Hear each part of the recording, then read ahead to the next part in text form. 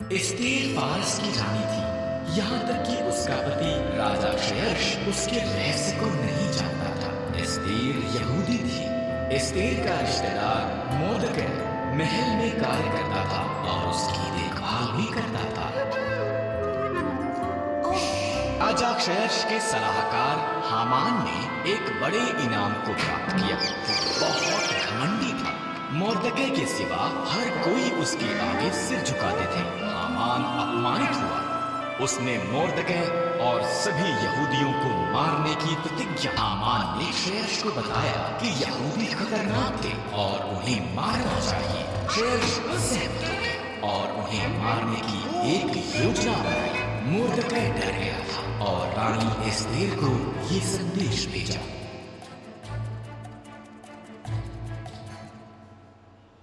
राजा के मन को बदल।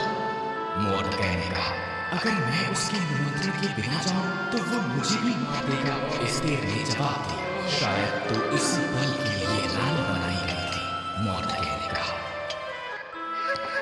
एस्तेर साहस के साथ ये प्रयास करने के लिए सहमत हुई। वो सिंहासन के कमरे में गई। राजा क्षयर्ष उसकी सुंदरता से चकित हुआ और उसे अंदर निमंत्रण दिया। क्या हम हामान के साथ रात का खाना खा सकते हैं? उसने पूछा। हामान उसके पिछले आंगन में एक बड़े खंभे का निर्माण कर रहा था। उसने इस पर मोर्दकै को मारने की योजना बनाई थी। तब राजा का निमंत्रण आया, इसलिए हामान रात के खाने के लिए महल में गया।